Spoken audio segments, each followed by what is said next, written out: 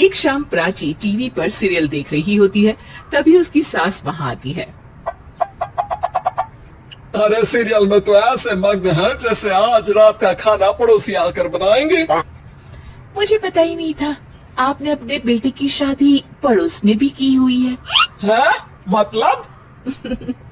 मतलब इस घर में सारा काम बहू ही करती है, आप तो सिर्फ खर्राटे मारती हैं। अच्छा जी, फिलहाल तो तुम आराम फरमा रही हो, चलो जाओ, ये मेरे टीवी देखने का समय है। हाँ, इसीलिए मुझे भगाया जा रहा है। सॉरी, अब तो बिल्कुल नहीं जाऊंगी। प्राची की इस बात पर दोनों सास बहू के बीच टीवी रिमोट के पीछे बच्चों जैसी छीना झपटी शुरू हो जाती है, जिसके बीच श्लोक भी काम से घर वापस आ जाता है। हाँ, आज मेरी चूहे बिल्ली की जोड़ी किस बात पर झगड़ रही है? अरे तेरे बीवी मुझे टीवी नहीं देखने दे रही। अरे तुम्हारी मम्मी मुझे खाना बनाने के लिए फोर्स कर रही है। अरे वाह, ऐसे बेतुके रीजन पर तो बच्चे भी झगड़ा नहीं करते। अरे मुझे कुछ मत बोल, सब इसने ही शुरू किया है। हाँ हाँ, जैसे आप तो बहुत दूध की धूली है ना। अरे बस, दोनों चुप। प्राची जाओ, खाने की तैयारी करो, और माँ तुम छोड़ो, क्या बोलूं, शांति से अपना सीरियल देखो, मुझे दोबारा लड़ने की आवाज सुनाई नहीं देनी चाहिए। ऐसा बोलकर श्लोक वहाँ से चला जाता है, जिसके पीछे पीछे प्राची भी कुछ न कुछ बड़बड़ाते हुए रसोई में चली जाती है। हाँ हाँ, सासू जी को तो कुछ बोलेंगे ही नहीं, बस मुझ पर ही हुक्म चलता है, खाना बनाओ, जैसे मैं इनके घर में खाना बनाने के लिए आई हूँ। इसी तरह शाम बीतती है और रात को श्लोक और प्राची की सास खाना खाकर सोने चले जाते हैं, लेकिन प्राची गुस्से में कुछ खाए बिना काम में ही लगी रहती है। इस घर में किसी को घंटा फिक्र नहीं पड़ता, मैं खाऊं या भूखी रहूं। प्राची कुछ देर के लिए रसोई से बाहर जाती है और जैसे ही वापस आती है तो वहाँ दूध का भरा ग्लास देखकर हैरान रह जाती है। फिक्र पूरी है, बस दिखाना नहीं है।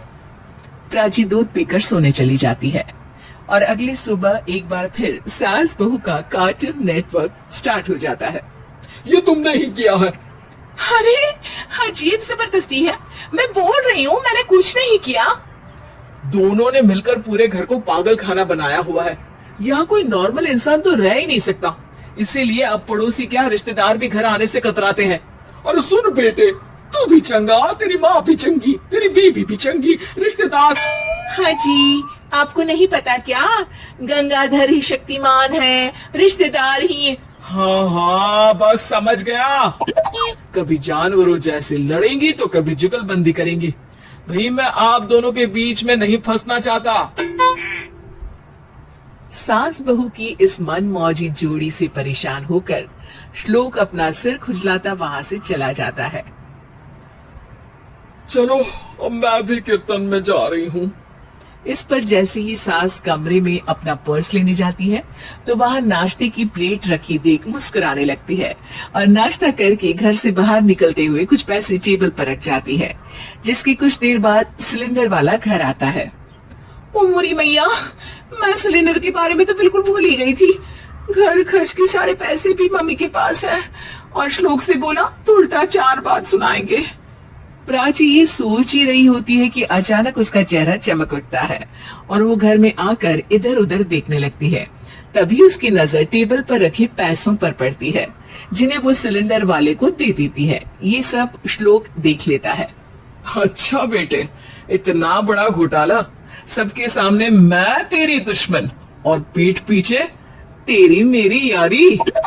इस पर श्लोक एक प्लान बनाता है और शाम को सब एक साथ बैठे होने पर बोलने लगता है।